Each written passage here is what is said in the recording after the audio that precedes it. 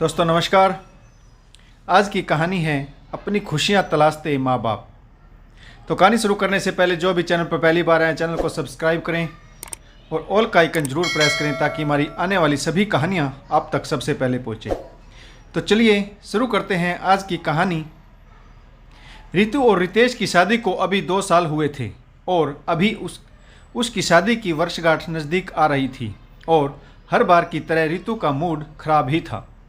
रितु कभी भी अपनी शादी की वर्षगांठ अपने हिसाब से नहीं मना पाती क्योंकि उसी दिन रितेश का जन्मदिन भी होता था और रितु के सास ससुर उसके पास आ जाते थे।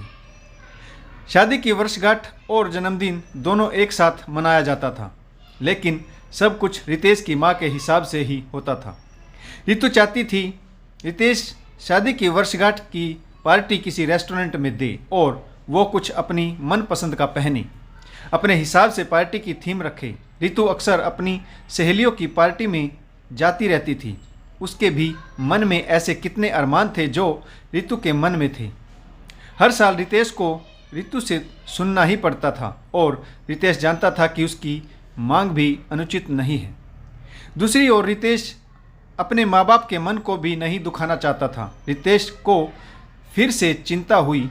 उसकी शादी की सालगिरह और जन्मदिन नज़दीक था।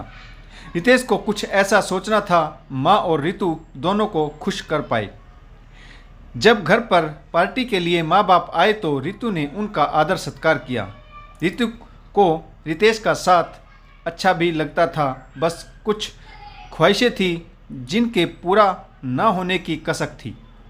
जैसे जैसे शादी की वर्षगांठ नज़दीक आ रही थी रितु का चेहरा मुरझा रहा था।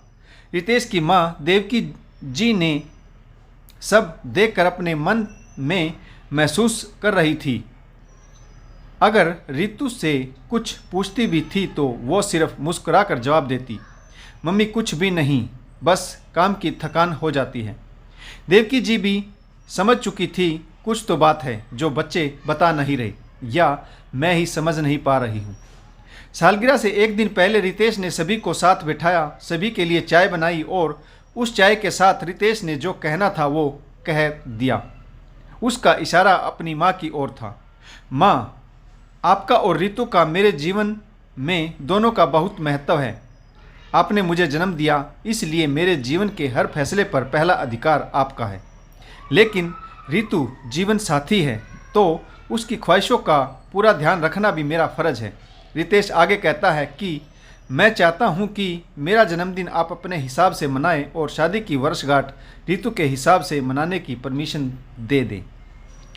हम मेरा जन्मदिन आपके अनुसार ही मनाएंगे और जैसे आप कहेंगे वैसे ही मनाएंगे और शाम को रितु और मेरी शादी की वर्षगांठ का आयोजन होटल में। माँ ने बेटे की बात को समझते हुए कहा, बेटा, हमने तुम दोनों को कुछ भी करने से मना नहीं किया, ये तुम दोनों भी जानते हो। तुम दोनों जैसे भी खुश रहो उसमें ही हमारी खुशी है। बच्चों की खुशी में ही तो माँ बाप अपनी खुशी तलाशते हैं। रितेश धीरे धीरे मुस्कुराने लगा और फिर माँ से बोला, माँ, एक और चीज़ मांगूँ? तो माँ ने हंसते हुए कहा, बोलो बेटा, मैं चाहती हूँ कि तुम दोनों खुल के बोलो।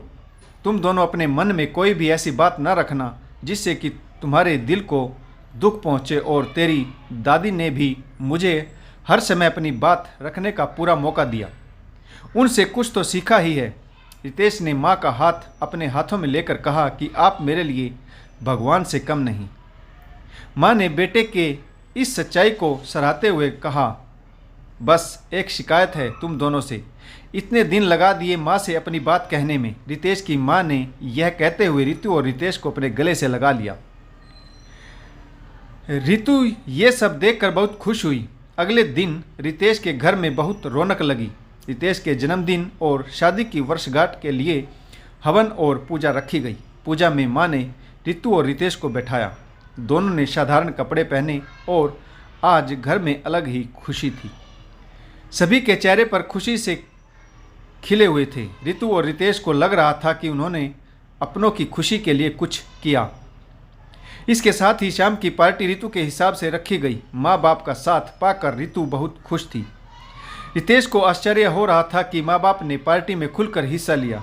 रितु परिवार के साथ पार्टी मनाकर आज बहुत खुश थी। पति को आंखों ही आंखों से धन्यवाद कहा और रितेश ने मुस्कुराकर उसे स्वीकार कर लिया। आशा करता हूँ आपको यह कहानी जरूर पसंद आई होगी। कहानी पढ़ने के लिए आप सभी का बहुत बहुत धन्यवाद। जय हिंद, वंदे मातरम, भारत माता की जय, जय जवान जय किसान।